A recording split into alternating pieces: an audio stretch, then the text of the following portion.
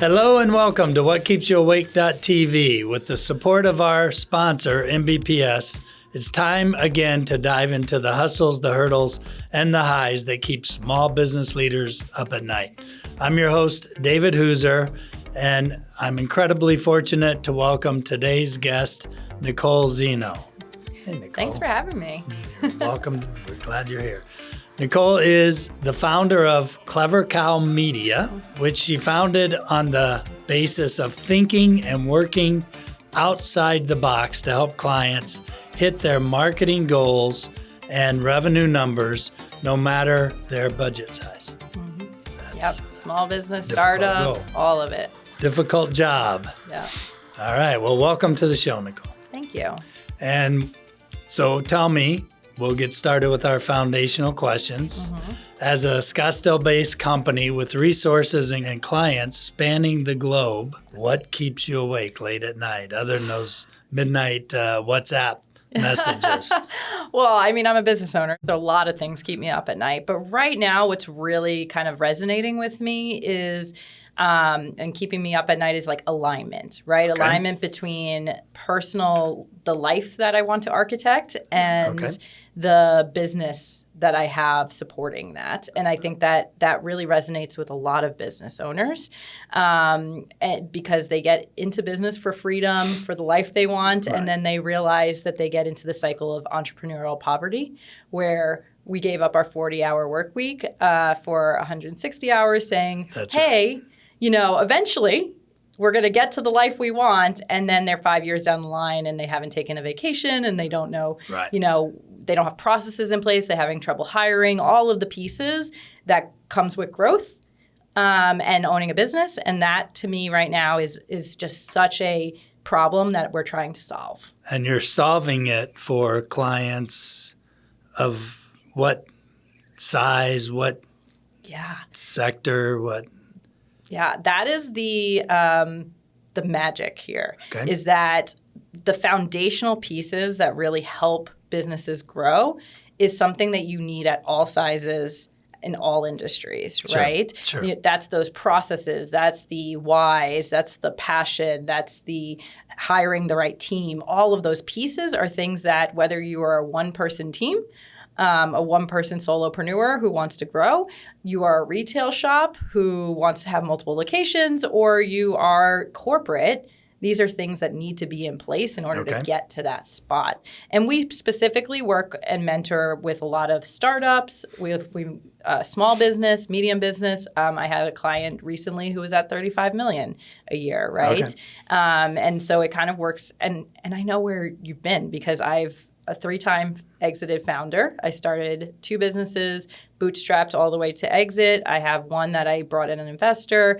I've owned small businesses. I've been in corporate. So I know where you've been, and this really fits the foundation of every level of business. All right. Well, let's talk some more about your journey. So how did you get started in the work space? Were you corporate America? You said your parents were entrepreneurs? Yeah, my parents were entrepreneurs. So I, at a very young age, saw how business can impact a family and a community, but also how one small business can impact the lives of their employees, the lives of our family, the community, all of these pieces. And I fell in love with small business right off the bat.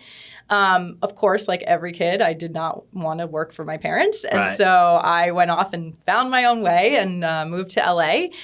Started from New York. New York. Yeah, I grew up in New York. Moved to LA. State or city? City. City? Yeah. Okay. No. Upstate is Canada. Okay.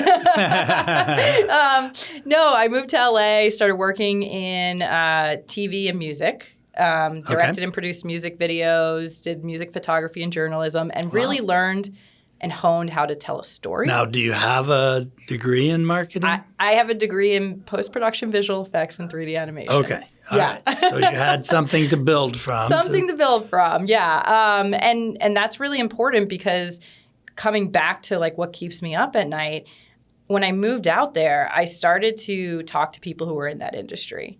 And unless you truly love that industry, it's going to take you out. Right. And it's the same thing with entrepreneurship, right? You have to have a passion. You have to have a why that's so deep and aligned because it's not going to be easy.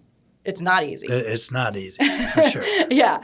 And so I took one look at this industry and was like, I don't know that I can make it here. Well, you had also no network going from New York to LA, coast to coast. Yeah.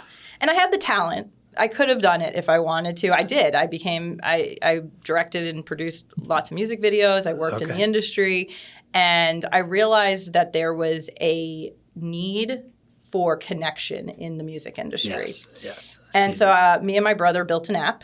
We brought it naively to South by Southwest and, applied for an interactive award and got to the finalist round and got there and realized that building something from scratch where like 2 years ago this thing never existed and now it's impacting people's lives or changing, the way people think, that was something that just resonated so deeply with me. That motivated you, okay. And that's when I started moving into building businesses, growing them. And as I started to do that, my founder friends were coming to me and saying, well, we're not having very successful engagements with marketing companies. They just don't get us. They're not, it's not right for us. Or I would hear, I'm having just so much struggles growing. And so I started CleverCow Media as a marketing agency. Started taking on projects there. Here in Arizona? Right here in Arizona, yep. How'd you end up in Arizona? My brother went to ASU. Okay. And So building the app together, you combined forces here. And I also realized it was way more economically sustainable here when you're building a business. And, and ended up falling in love with the ecosystem here, which has grown over the last 10 years. If anyone is watching and doesn't know about the ecosystem in Arizona for businesses, there's so much resources. Very business friendly. So business friendly. Versus California. Versus even New York. And other states as well. I've never met a state that's so local first and so intent on bringing ecosystems of business and money here. Just fell in love with it. Started working with clients, realized there was a huge gap in from marketing for small businesses and startups because they just don't have the same challenges as corporate, right? We can't just go to a marketing firm and give them $8,000 a month and keep them on retainer, and it's a different thing that we're looking at. Through that, realized that started doing a lot of fractional executive work, which a lot of people may not understand what that is yet. So part-time CMO? Basically, yeah. Okay. So basically, if you think about it as like, I need a C-suite, but I can't afford a C-suite. And I don't really need them on 40 hours a week anyway. Not yet. We can kind of bring that strategic thought process to a business at a much lower cost. And started doing that and realized that for small businesses, that strategic change in thought process is what sets them up for successful engagements. For scaling and growing. Exactly. Yeah. And so my mission for the last, year and a half now, 2 years, has been how do we empower small businesses and startups to really think strategically about growth the way that a corporate C-level person would. Right? Because that's how they're getting out of that entrepreneurial poverty. Okay. And that's where we started What the Frack, to teach business owners that. That's where I started And that working. Is a podcast. A podcast on YouTube. What the Frack. What the Frack, yep. All right. And we really teach business owners how to think strategically about growth. Okay. Mm-hmm. Now, how'd you pick the name, What the Frack? Well, we're fractional executives, and at any given point, there is business owners thinking, what the frack do I do next? Yeah, what's coming next? How do I get through this obstacle, this mess that I've created, this nightmare, the sleepless night? The sleepless night. How do I get to the life that I wanted when I started this? Okay. Mm-hmm. And do you cover, so What the Frack would cover, or CleverCow Media even, cover other elements of small business, or do you focus on the marketing and selling systems, I assume, of small business? Yeah, I think that's the biggest myth about what we do, which is that I hear so often someone introduce me as a marketer. Okay. And it's funny because marketing is an engine that drives. It's a tool that we use to drive growth. But unless you have these systems set up, unless you have the strategic, what we call an MSP or marketing success plan built, you're really not utilizing the tool properly. And so even me, a marketer, can't come in and really help you build without those pieces. Right. So yes, we do marketing, but realistically at the core of what we do is we help business owners build out the strategies for growth. So if I want to get here and I'm here, how do we actually do this? Yes, on a day-to-day basis. Okay. And then we build the processes so that they're not doing it manually every single day, right? They're being able to be scalable and repeatable and be able to grow. What are some of the common, like, for example, platforms that you guys introduce into a small business? Because, obviously there's a big choice, big range, and you could overburden a small business, or you could limit their ultimate success by picking, a tool not scalable to meet their goal. Yeah, and what I'm finding actually right now, a big piece that people are paying us to do right now is before we even look at the technology, before we even look at the processes needed, two things. One is creative monetization strategies. So you wouldn't believe the amount of companies we go into, and when we start asking how they're monetizing, they have a very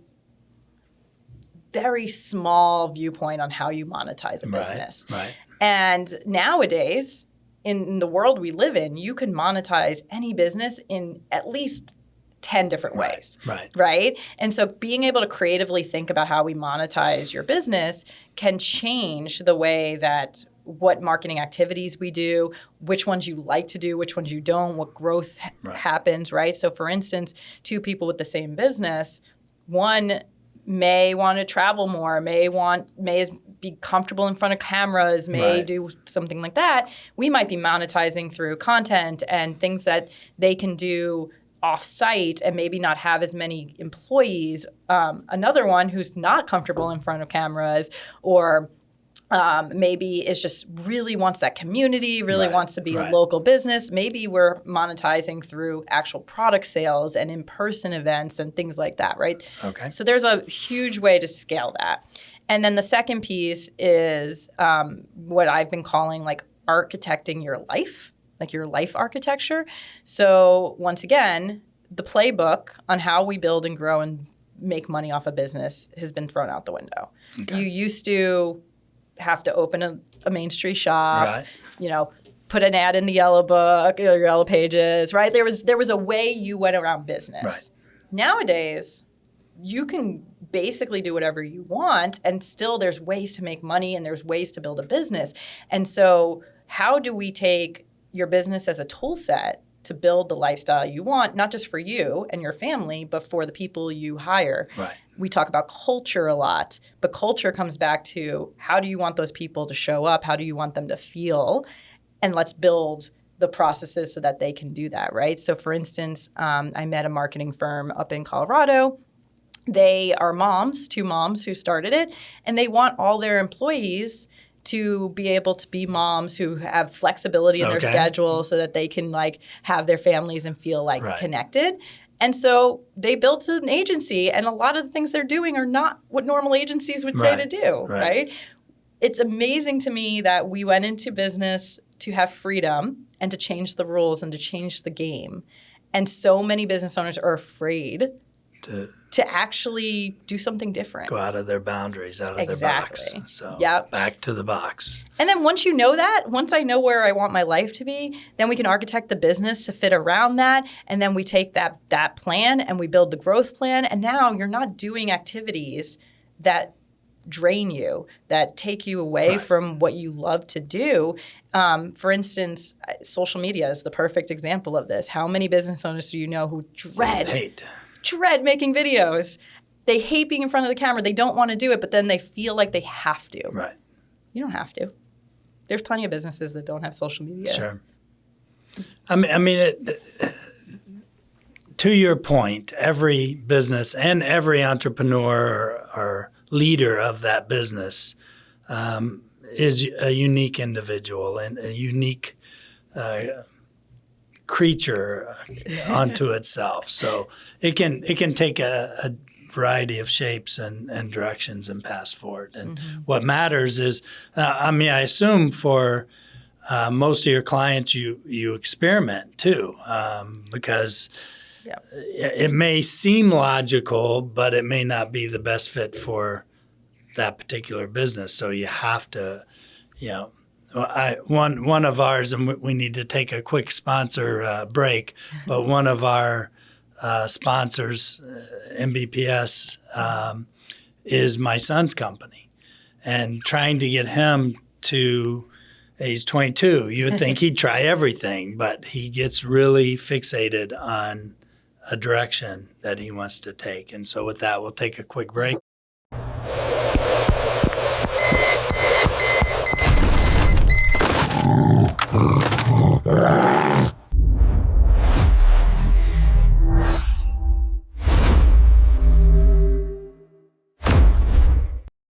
Okay, well, we're back from the break, and so let's go back into, so you have to experiment a lot of times. You have to experiment. I love that you're saying this. I feel like you're reading my diary because I was just having a conversation on What the Frack actually about this, because there's this expectation. I keep going into conversations with business owners and they're like, tell me exactly what campaign's going to work. I know. I want to know this. That's what I do. Tell me if I spend $1 on ads, I'm going to get $10 back. And yes, we want to get to that. That's right. That's obviously the goal. We need ROI. But the way that marketing specifically and growth in business specifically work is that you make an assumption, you validate or disprove that assumption. That's right. And then you learn from it and either pivot or keep going. Take an alternative path. And then you make a new assumption. And when you hire someone like a fractional executive or someone who's at a higher price point, what they're doing is, it doesn't mean that they're going to give you all the answers. They don't have the playbook. Right. What it means is that they can take out 10 assumptions so you can get to the answer quicker. A little quicker. Yes. Maybe. And the world changes, so. That's right. I mean, now in the world we're in, AI is driving a lot of things. Actually, AI is hurting in some cases. If you saw the big backlash that Coca-Cola had on the all AI ad they did. So, I mean, and back to MBPS, my son who's 22, you would think he'd be all about AI, and he wants all of his production work, his marketing work with his team. Yeah. He doesn't want it to be AI. So it's interesting. Which is not necessarily a bad thing. Not a bad thing. Right now, I think it's funny. My co-host, she is building an AI fintech company. Okay. And so she is very big on everything having AI, right? And although I'm not against AI, I use AI on a daily basis. I have plenty of tools in my processes. Yeah, There's definitely a place for it. Of course. My goal is, how do we keep the human while bringing in the technology? Because in marketing, business, storytelling, all of that, sales even. Right. Even though don't come at me, sales teams, they're all going to come at me, right? Sales is about invoking an emotional connection with someone. That's right. Same thing with product. Your website, what's the difference between one software website and another software website? Which one can get me to feel like, that's my problem, I'm here, this is what's going to solve it. Right. Everything you do is about storytelling. My web developers always get mad at me because I'm always like, what is this page? What's the story it's telling? And they're like, it's a web page. Yeah. And I'm like, no, there's a story. It's got to be. There's got to be. It's got to live. It's got to. And so even if you're going to use AI right now, maybe it will eventually. Maybe not in my lifetime, but maybe it will. And it probably will, because we've all seen Terminator and all that. But AI right now cannot build a emotional connection with humans. Right. And humans can tell. You just mentioned Coca-Cola. Yeah. They can tell. So you need to figure out, the way that I look at AI and bringing it into what we're talking about is, and it comes back to that like alignment with the way you want your life to be, right? Right. And that entrepreneurial poverty. Most of the tasks we do as business owners, 10 or 20% of it is the magic. That's the thing that makes it human, and that makes it amazing. And that's the thing you generally like to do. And what really connects with the audience. Exactly. So I'll give you an example from a marketing perspective.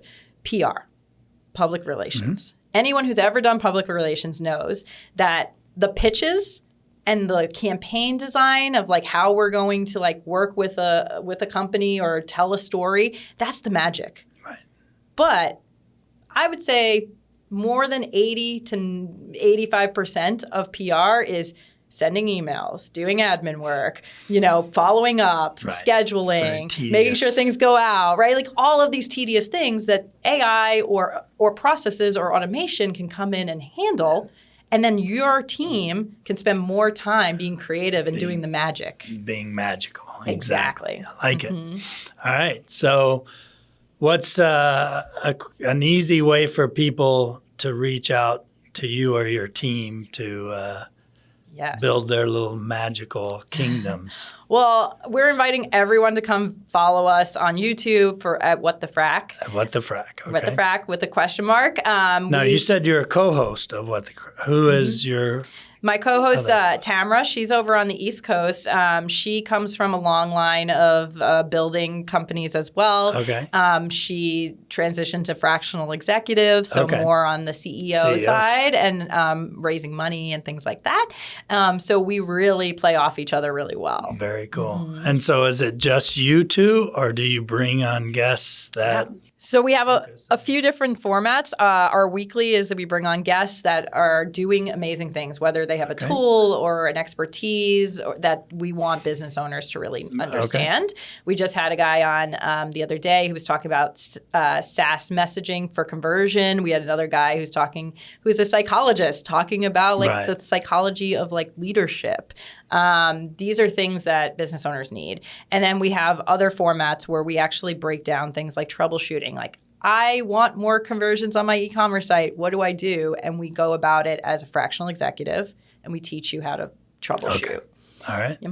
Yep. So it's a I guess pseudo do-it-yourself platform. You impart the wisdom to, again, same kind of audience.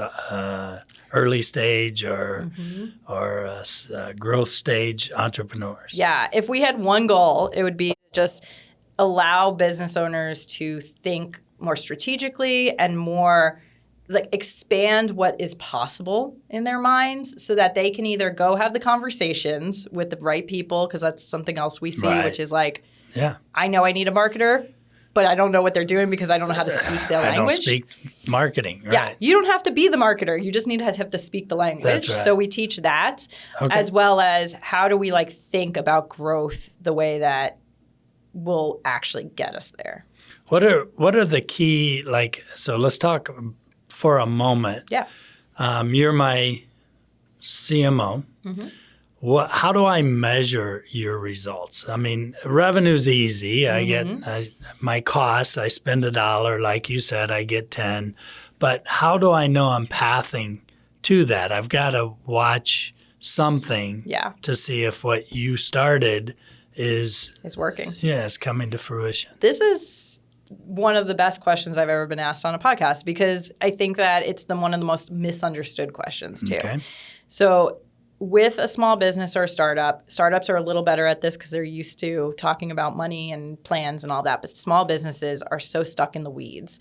They need to take a step back. And I urge everyone right now, something they can do right now. Okay. Plan. Listen, everyone. Right now. Here. Right now. Open your calendar, whether it's Microsoft, Google, whatever. Open your calendar. And all the important people who are going to be running your business for the next year, you're going to put 2 hours of time blocks for every quarter. Okay. So that you can be looking at the plan, you can be looking at the data, you can see what's working, what's not, and you can build the plan forward. And then before the first of the year, you're going to go through and you're going to figure out what is the goals for the year. Because that answer depends on what that goal is. What's your goal? Same thing with marketing, right? So if you're top of funnel, if your goal is more top of funnel, my KPIs or key performance indicators on whether or not it's working or not is going to be different, way different than if my goal is bottom of funnel conversions. Okay. Right? So if I'm looking at conversions, some of the KPIs you can hold people to or even do bonuses around is things like sales, open opportunities, pieces like that. If it's top of funnel, brand awareness, now you're going to be talking about things like engagement or reach, right? And the crazy part about this, which is why marketers and CEOs and founders tend to have trouble talking to each other, is that the founder is talking about conversions. Right, that's right. And the marketers are talking about engagement. And neither one of them are talking the same language, right? So the more you have that set in stone, not only the easier is it to say activity A, B, and C. A is moving us closer to that goal. B and C we're not going to do because it's not moving us closer to the goal. But also now you can do performance reviews on something that actually matters, not just like, oh, I feel like you're doing good. Well, the thing we always had, because it's interesting you point out, was I launched my my online middle school and high school back in 2009. Okay. And I learned every imaginable way to not market on Google, Bing, and Yahoo. We put out so many different campaigns that failed. Now, of course, like you said, we learned from them and we adjusted and overcame. But it sure would have been nice had I not spent that money I spent. Yeah. Because Google never, it's surprising, but these guys never give you money back. Oh, no. If they don't generate the results that you had targeted in your goal and your campaign goals, they don't for some reason part with any of the money that they took out of your account. So interesting. And then a lot of times I would have I'd have to come in and resolve the battle between, was it a marketing issue or a sales conversion process issue, because we were spending this and getting that, and these are the two organizations in between. So as a CMO, do you manage and help build that bridge between those two key organizations? So there's three things there that you just said that are really important. One is you just made my point of like, if you had someone coming in as like a fractional, like looking at the plan, you probably could have skipped a few of those steps of that money. And Google doesn't even want to talk to you unless you're spending at least $20,000 a month in ads. So yes, they have a crazy business model. The second piece there is that, and I swear we did not come up with these questions before time, and you're asking the perfect questions, because the second piece here that people don't understand is that not all marketers are created equal. Meaning, not that they're not skilled, but you have different types. So the same way you have different niches in terms of like social media is my expertise or websites my expertise, but they're both called marketers.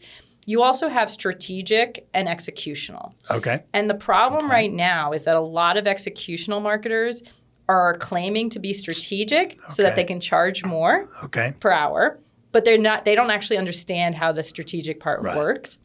And so the founder or the CEO or the business owner is the one who's supposed to drive the ship. Right. But they don't know how to drive the ship. They don't speak all of those languages. Right? So then they go on YouTube and they try to figure out what they're supposed to say, or they talk to a friend who has a way different business model, and their friend says, we did really good on doing XYZ. Yes. They go back to their executional marketer, say, you need to do XYZ, and that marketer says, okay, and then it doesn't work. Right? So when you bring in a strategic, like a fractional or anyone at that like CMO level, here's the advantage to it. Is that not only are they building the plan, so now we know, okay, when an opportunity comes up, if it doesn't fit the plan, we don't do it. Right. Maybe next year, but not this year. Right. We know what the priorities are, so we can quiet the mess of like, there's 10 million activities to do, which one do we do? We can train the team and build processes so the team knows exactly and they can become very efficient. But also, this is where those quarterly 2-hour meetings come in. Right. We can look at the data.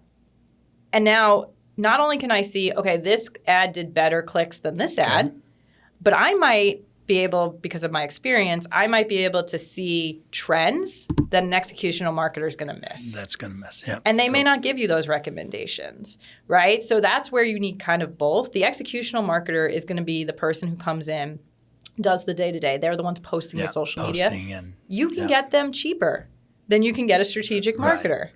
Right? And so this is where a lot of agencies, they charge you strategic prices and they do the execution work under that. They aren't qualified. Exactly. So what I try to do with my clientele is we build out the plan, we help them scale up that plan, and then we build the processes so they can bring in those executional marketers, save more budget, we can train them and keep them in line and check on them, and then you are now building that growth engine. Synergistically. Exactly.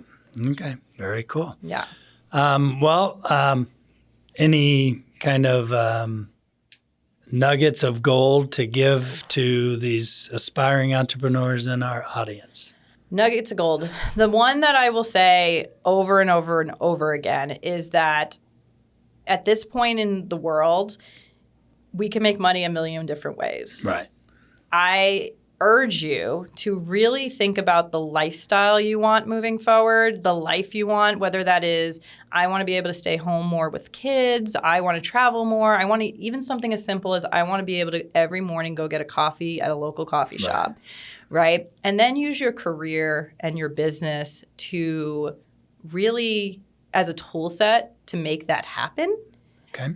That's going to be what stops the burnout. That's going to be what keeps the passion going, because being an entrepreneur is truly not for everyone. Right. If you don't have that passion, I have the passion. I love business. I love growing something from nothing. I love creative problem solving. And there are days I call my friend and say, I don't know why I'm doing this, right? It's going to kick your butt. If you don't have that, you don't have to do what social media is saying, right? If you're struggling to think of things to post online, you're probably not a thought leader. You don't have to be one. That's right. You know what I mean? Figure out what works for you. Build the life you want. Build the business you want. You can make money doing pretty much anything. Okay. And this is, I think, going to be a supercharged age of entrepreneurship, because AI is, number one, going to displace some individuals, some roles within companies. And so you're going to have to figure out and renew yourself and what do you do. And or it's going to accelerate the ability of entrepreneurs to achieve those goals more efficiently without oversizing their company. But we're going to see more. We're going to see more burnout. We're going to see more people who, even though we're using tools like AI, we're going to see more people who are depressed or not loving life, or getting to 45 or 50 and realizing that their health's not in check, or they're not doing the things they love, or they didn't have the family because there's opportunity. They think they have to take it. They have to pursue it. Okay. Remember there's a why. Remember there's a passion, and figure that out first. All right. And balance your life to be the life to make sure you achieve the life that you set out for. Absolutely. All right. Well, thanks, Nicole, for joining us today. Thank you. Thank you, everyone out there. And remember to like or subscribe to whatkeepsyouawake.tv on your favorite platform. Also, check out What the Frack. And anyone can find me on LinkedIn as well. All right.